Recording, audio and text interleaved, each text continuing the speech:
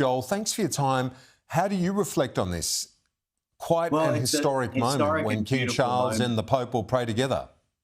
Oh, it's a historic and beautiful moment that the two of them can come together, and after 500 years of division, that they can actually be together, pray together, and share on important topics, particularly the environment. That'll be a key part. But it's also important to remember that this is a Jubilee year for the Catholic Church. So periodically, we have these years of renewal and celebration come before God, asking for help, forgiveness, but also to celebrate life. It's a biblical tradition, and that's part of the reason why Prince Charles is going to Rome to celebrate the Jubilee year with Pope Leo, and to renew those common connections. I think it's a beautiful gesture on King Charles's part that he's coming to the Pope at this historic moment of the Jubilee year. We heard from our correspondent there how important this is to him personally to do this, but also it's much more than just the two individuals, isn't it? This is trying to send a message to the rest of the world about the need for peace.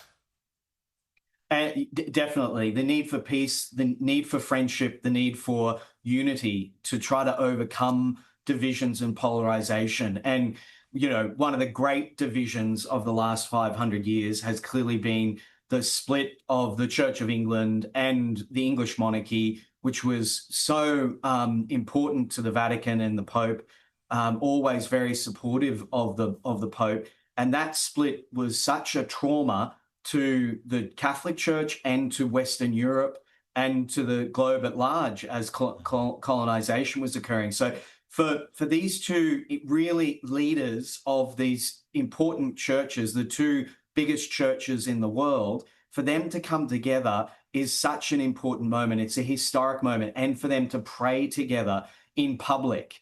It's not long ago, lots of people would still remember the sectarian divisions between Anglicans and Catholics, Protestants and Catholics.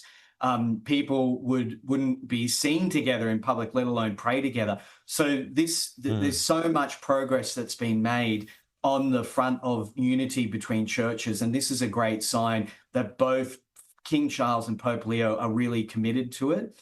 And King Charles is having a special honour bestowed on him from the Basilica of St. Paul, outside the walls, one of the major basilicas in Rome, which the monarch of England has had a close connection with.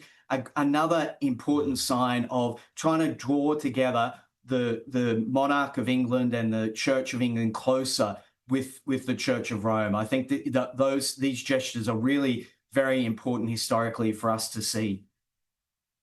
The gestures and the images will be quite something, won't they, Joel, in the Sistine Chapel, I believe? Yeah, they'll have a common prayer liturgy in the Sistine Chapel. So obviously the one of the most historic places in Rome and in the Vatican, the special place for the Pope to pray.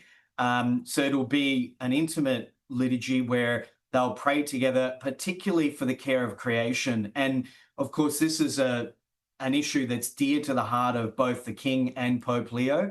Pope Leo carrying it on from Pope Francis, and recent popes. All recent popes have been very concerned about the environment and our care for our common home, the gift that we've been given by God of our world, and that we don't mess it up, and to seek forgiveness for where we have messed it up, and to reinvigorate our efforts to try to fix it and change our ways. So they'll be praying for all of that and God's help in all of that. And both King Charles and Pope Leo are really committed to that cause. So I think that's also going to be so important to see them praying together on that issue, and to put that before the world, that we need to really... For those that might not be aware, the Pope Leo is also heading to the almost the centre, not far from the centre of what's been this terrible conflict, just north of it. He's going to Lebanon at the end of next month to visit the Maronite Church, but also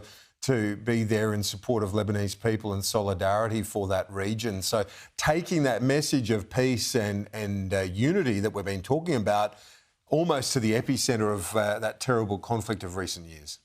And that's a central part of Pope Leo's papacy, that he wants to overcome polarizations and divisions. It's part of the reason why he took his name. And for his first words when he became Pope, peace be with you, quoting from Jesus's words at the resurrection. So that is a clear agenda that he has, and he wants to promote peace. And he's doing that here with King Charles, the two of them coming together in friendship, a real sign of peace.